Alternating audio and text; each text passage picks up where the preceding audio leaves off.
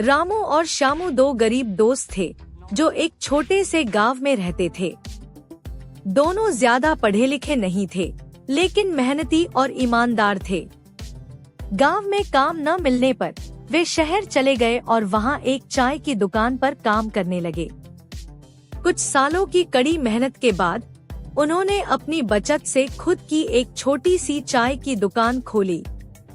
उनकी ईमानदारी और स्वादिष्ट चाय के कारण दुकान बहुत मशहूर हो गई।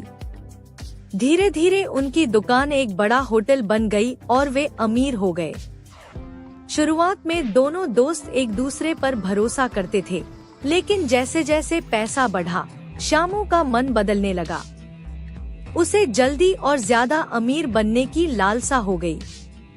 वह मिलावट करने लगा और ग्राहकों से ज्यादा पैसे लेने लगा। रामू ने उसे रोका, लेकिन श्यामू ने उसकी बात नहीं मानी। श्यामू ने रामू को बिजनेस से बाहर कर दिया और खुद पूरा होटल संभाल लिया।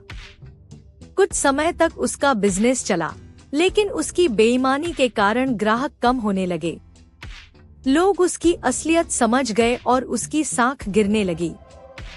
कुछ सालों में श्यामू कर्ज में डूब गया और होटल बंद हो गया। अब वह फिर से गरीब हो गया, जबकि रामू अपनी ईमानदारी के कारण एक नई चाय की दुकान खोलकर सफल रहा। श्यामू ने अपनी गलती समझी, लेकिन बहुत देर हो चुकी थी। उसने रामू से माफी मांगी और रामू ने उसे माफ कर दिया। लेकिन अब रामू फिर से उसे अपने बिजनेस में शामिल नहीं कर सकता था, क्योंकि एक बार टूटा भरोसा दोबारा नहीं जुड़ता।